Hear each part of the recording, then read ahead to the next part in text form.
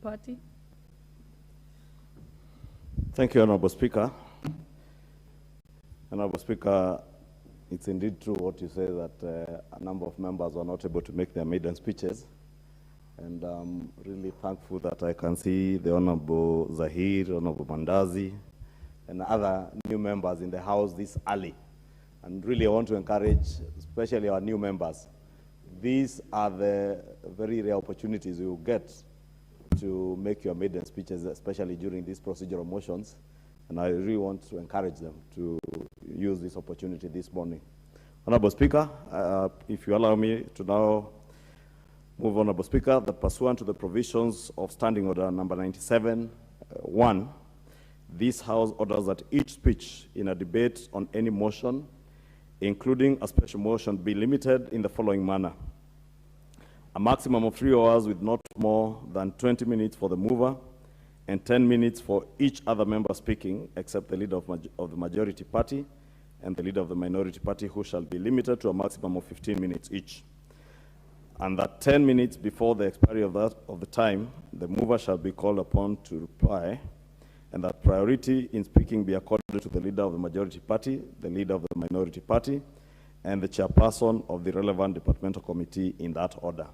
Honorable Speaker, I think for the benefit of our new members, these procedural motions on limitation of time, Honorable Speaker, are customary, just to allow ourselves to have adequate time for the movers and those who are seconding them to move second, and also have some last 10 minutes to reply.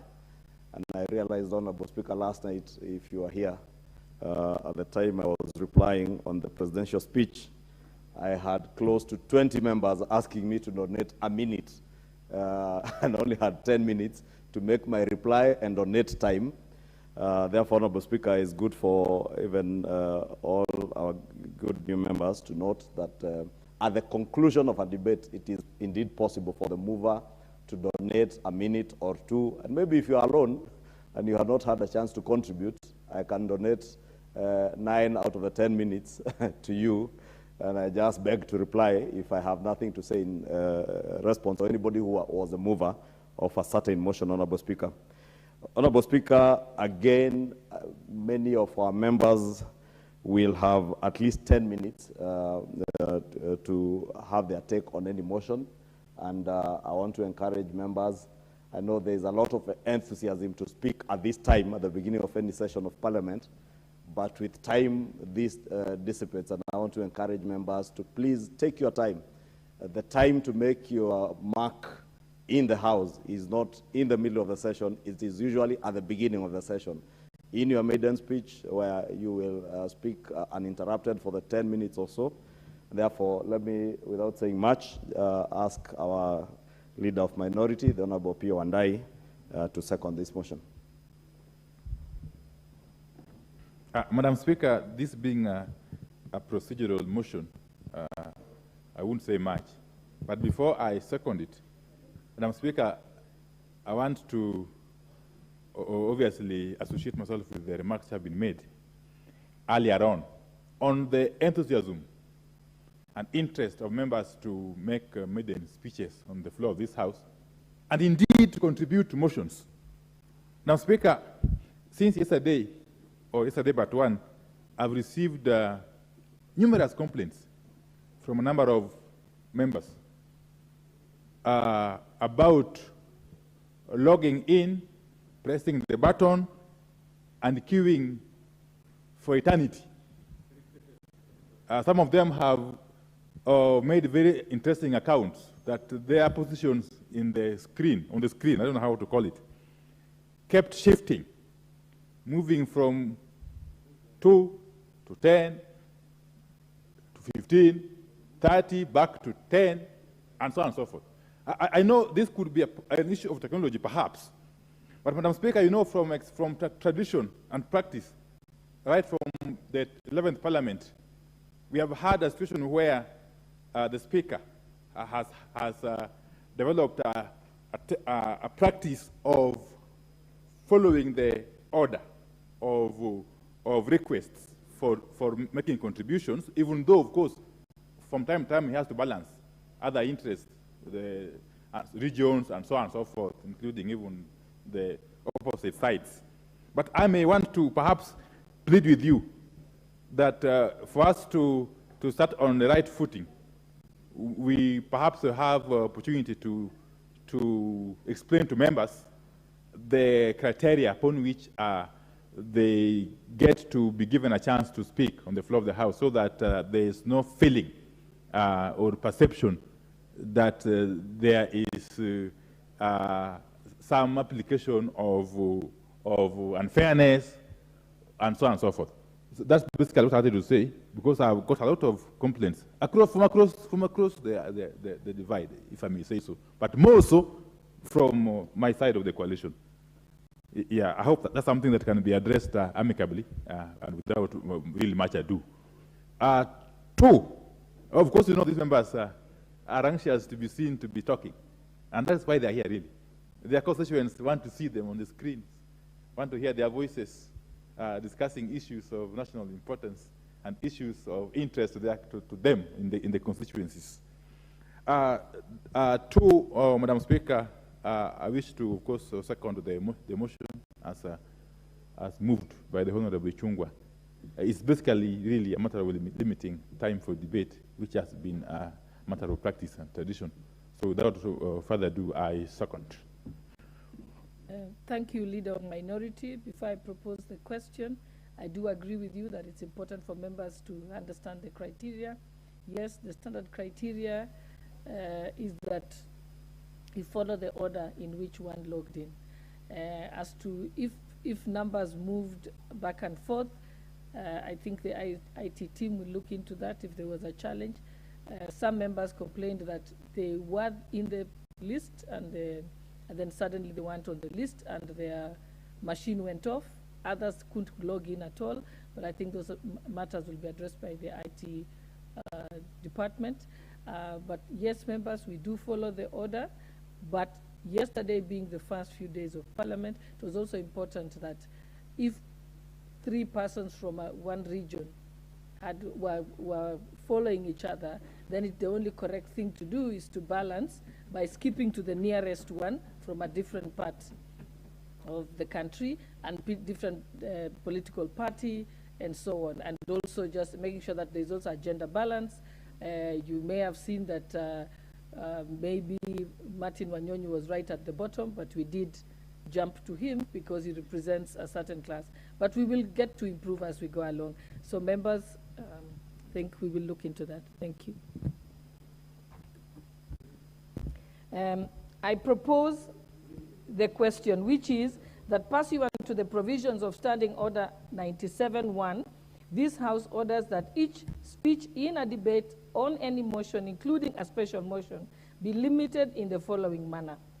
A maximum of 3 hours with not more than 20 minutes for the mover and 10 minutes for each member speaking, except the leader of majority party and the leader of minority party, who shall be limited to a maximum of 15 minutes each. And that 10 minutes before the expiry of the time, the mover shall be called upon to reply, and that priority in speaking be accorded to the leader of majority party, the leader of minority party, and the chairperson of the relevant departmental committee in that order. Can I see those who...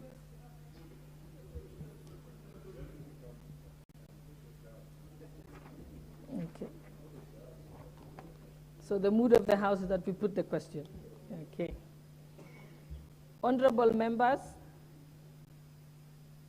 I put the question, which is that pursuant to the provisions of Standing Order 97-1, this House orders that each speech in a debate on any motion, including a special motion, be limited in the following manner.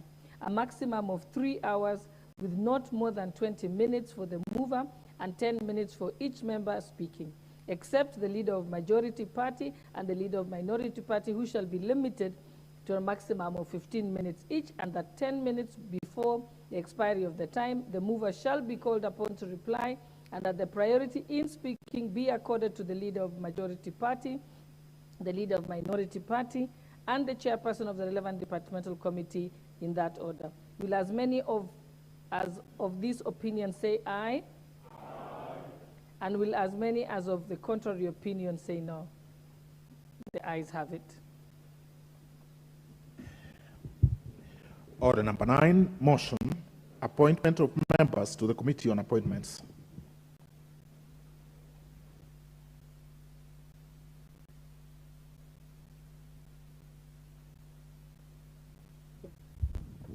Leader of Majority. Thank you, Honorable Speaker. Honorable Speaker, maybe before I move the second motion, it's worth noting that having passed that procedural motion, now the motion on this is order number 9, Honorable Speaker, I believe now subject to those timelines. And I'll just move on, Honorable Speaker, to move the motion that, Honorable Speaker, I beg to move that pursuant to the provisions of Standing Order 204, this House approves the appointment of the following members to the Committee on Appointments, in addition to those specified under paragraph 1. 1, the Honorable Nelson Koech, MP. 2, the Honorable Rehab Washira Mukami, MP. 3, the Honorable Dido Ali Raso, MP. 4, the Honorable George Gitonga Murugara, MP. 5, the Honorable David Gikaria, MP. 6, the Honorable Ferdinand Wanyonyi, MP. 7, the Honorable Mary Emase, MP. 8, the Honorable Abdul Rahim Dawood, MP. 9, the Honorable Junet Mohammed, CBS, MP. 10, the Honorable Caleb Amisi, MP. 11, the Honorable Stephen Mule, MP. 12, the Honorable Abdi Shurie, MP. 13 is the Honorable Naisula Lesuda, MP. 14, the Honorable David Kosing, CBS, MP. And finally, number 15, the Honorable Mishim Boko, CBS, MP. Honorable Speaker, it's imperative to note that this House, Honorable Speaker, ought to have approved this committee on appointments at least within 7 days on assembly of a new House. And Honorable Speaker, you know the challenges we had, and we were not able to do this, but pursuant to the Speaker's directives on the 6th, in his message on the 6th of October, you remember he did indicate that we need to have this committee set up by at least 12th of October, which, Honorable Speaker, I believe is today. So we are at least within time to have this committee in place, and members are aware that also His Excellency the President did convey a message to the House, nominating for appointment certain persons to the offices of Attorney General, Secretary to the Cabinet, and those who will take office as Cabinet Secretaries. But for that to happen, for them to be able to take office, Honorable Speaker, members are also aware that they must go through vetting. And the committee then that is charged with that responsibility to consider these nominees for appointment as Cabinet Secretaries is this committee. And therefore, it's quite a very important committee that is set out also in our Constitution, Honorable Speaker. This is done pursuant to under Article 152, sub-Article 2, and Honorable Speaker, if you allow me to read that the President shall nominate and with the approval of the National Assembly, appoint Cabinet Secretaries. Honorable Speaker, that being a constitutional obligation that has been given to this House through this committee, then none of these Cabinet Secretaries, or indeed the Attorney General, the Secretary of the Cabinet, will take office and transact business on behalf of the people of Kenya and the government of Kenya until and unless they are approved, considered by this committee and approved by the House. Honorable Speaker, because I see the Leader of Minority Emeritus, the Honorable John Mbadi, in a very animated conversation with somebody behind me. Let me also take this opportunity, Honorable Speaker, to thank the leadership of the minority party in the House. Because you remember, Honorable Speaker, in the 12th Parliament, we considered appointees or nominees to cabinet on one side of the political divide without the participation of the minority. And my hearty congratulations to the leadership of the minority in the 13th Parliament, because they have been very magnanimous and exhibited very good leadership. When we met at the House Business Committee yesterday, we were able to go through the list of proposed names, both from the majority party and the majority and minority parties, and we agreed unanimously on the names that are here before the House. And you will bear me witness that if you look at the names, Honorable Speaker, they are not just seasoned members of this House, but members who also represent various interests with a very good balance, both regional balance, ethnic balance. We have even considered religious balance and other interests in the country, Honorable Speaker, and to make sure that we afford the people of Kenya the opportunity, because these are things that we will do in a very transparent and accountable manner as a House. The people of Kenya will be able to follow us live on television as we vet the cabinet secretaries. And Honorable Speaker, it's also worth noting for the benefit of members of the public that indeed the office of the clerk of the National Assembly has already notified the general public of the details of the said vetting, and what awaits therefore is this committee to commence the necessary approval by this House. And I do want to believe, Honorable Speaker, that if there are any Kenyans out there who have memoranda, who have anything that they would want to submit to the House and the committee to consider during the vetting process, they know they have, I think, until Thursday of this week to be able to submit such memoranda. And I want to assure the country that this committee will consider all memoranda that are brought before the House, and we will be fair and just to everybody. Those who will submit memoranda will have a fair opportunity to be heard or their memoranda to be considered, but also afford those against whose names or persons memoranda have been submitted an opportunity also to be heard and to have their say before the committee. Honorable Speaker, I don't want to belabor this because I'm sure having passed the procedural motion, members are also eager to contribute, but I want to encourage all of us to support this. As I said, it's a committee that we have agreed upon between ourselves in the majority party and my colleagues in the minority. And again, let me once again commend the leadership of the minority that this time round in the 13th Parliament, and indeed this is the spirit we want to see going forward, as His Excellency the President did beseech the House, a bipartisan approach to issues. Honorable Speaker, none of the nominees who have been nominated for appointment as cabinet secretaries is assured of their job until the House approves.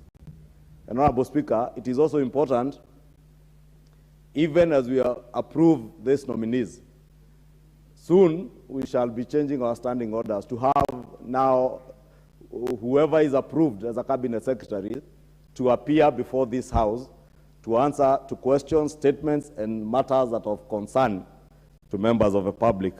Therefore, let me just, even as we wish all the nominees all the best as they prepare to appear before the Appointments Committee, also alert them that I am certain all these members in the 13th Assembly are very eager to hold them to account on their actions in public and in private, and also tell them early enough that His Excellency the President has made it clear, at least to those of us in the leadership, that he will allow Parliament to exercise our mandate without hindrance, without undue influence and interference. Honorable Speaker, we should relax when we see His Excellency the President appear for lunch. You must always remember him and the Deputy President are former members of Parliament, and it's good to be able to interact with members of Parliament. It's one of those few and rare opportunities when we get the executive coming for lunch in the legislature. Honorable Speaker, we continue to welcome them, but also we will do our work as members of Parliament to oversight and offer meaningful oversight on government. And I want to invite even those of us in the minority and even ourselves in the majority, to exercise that oversight role and our representation role in this House without fear. I think His Excellency the President has also been emphatic that the days when you had to be coerced to take a certain political position are way behind us now. And nobody will be coerced, nobody will be intimidated to take whatever position, even in the approval of these nominees, Honorable Speaker, as we consider the appointment of this appointments committee. With those very many remarks, Honorable Speaker, I beg to move, and I want to again appeal to all of us, even as we debate the appointment of these names, Honorable Speaker, to be able to contribute to this motion, Honorable Speaker. Member for Kitui Central, what is your point of order? You know, Honorable Speaker, our standing orders do allow that when a member says point of order, he should be given a chance to say what is wrong with what is being said. Honorable Speaker, I'm listening to my friend, the Majority Leader, Honorable Kimani Ichung'wah, and he's saying oversight belongs to the minority side. I think our constitution is very clear. Oversight is the work of all members of parliament. Because in this parliament, we don't have the government in the house. So I would want to ask you, Honorable Speaker, to declare my friend out of order because he's misleading Kenyans. Thank you, Honorable Speaker. Leader of Majority.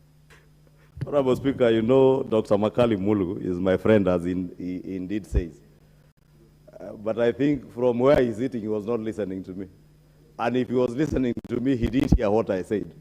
Because I said I want to encourage those of you in the minority party, as I also encourage those of us in the majority party, to exercise our oversight role without fear of intimidation, without fear that anybody will coerce you, anybody will come to audit your CDF on account of your position, anybody will take you to DCI for the positions you take. Therefore, Honorable Makali, relax.